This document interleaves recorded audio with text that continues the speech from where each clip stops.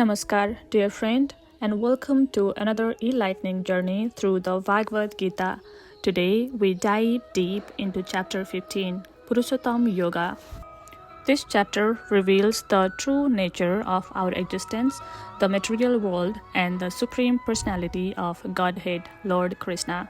This chapter addresses a timeless question: how can we free ourselves from the material world and enlightenment and return to our internal relationship with Krishna? Krishna described this chapter as a concise summary of Vedantic wisdom, guiding us toward liberation and ultimate connection with the Supreme Being.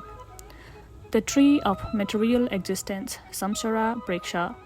Krishna began by describing the material world as an inverted banyan tree, a symbol of illusion and attachment. The banyan tree has its root upward and branches downward, and its leaves are the Vedic yam. One who knows this tree is the knower of the Veda. This Samsara Vriksha symbolizes the illusory material world, with its root in the spiritual realm and branches representing desire, attachment, and karmic action. The Vedic yam, like the leaves, guide us to cut through the entanglement of this tree. The axe of detachment. The axe of detachment, path to liberation. Krishna advised Arjuna to cut down this illusory tree with the weapon of detachment and seek the supreme adopt. Krishna says, with determination, one must cut down this strongly rooted tree with the weapon of detachment. Then one must seek the place from which, having gone, one never return. Krishna emphasized that this cutting process is not physical but spiritual, achieved through renunciation, knowledge, and devotional service to Krishna Bhakti Yoga. Sri Krishna often uses metaphors to help us understand profound spiritual truth. In this case, the material world is compared to a mirage or dream. To emphasize its temporary and illusory nature, here is how the analogy works. Number 1, the mirage in the desert. Imagine you are in the desert, thirsty and desperate for water. You see a mirage in the distance, a simmering image that looks like water. Full of hope, you run toward it, only to find that it does not exist. The mirage was just an illusion. Number 2, the illusion of material happiness.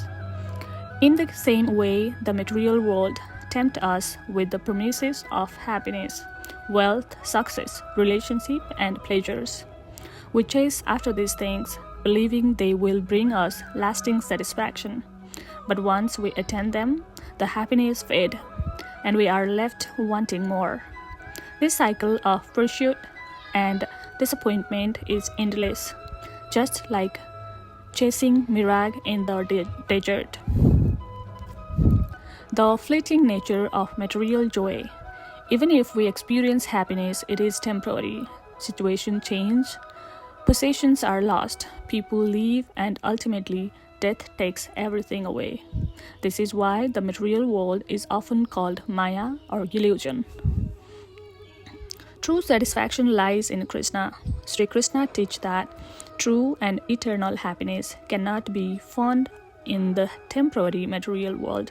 Instead, it comes from connecting with the spiritual reality, which is Krishna's himself. Krishna is described as the eternal reservoir of joy, meaning he is the source of all happiness, peace, and fulfillment. Devotion to Krishna through chanting, meditation, and surrender connect us to the eternal source. Unlike material pleasure, which are temporary, the bliss from the spiritual connection with Krishna is everlasting and deeply fulfilling.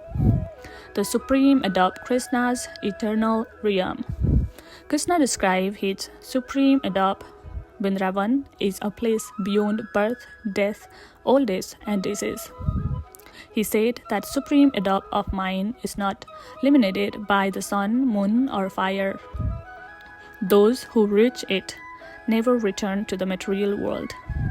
Krishna explained that this external adopt is full of Satyat Anand, eternity, knowledge, and bliss. It is our real home, where we live in harmony with the Krishna, free from material miseries.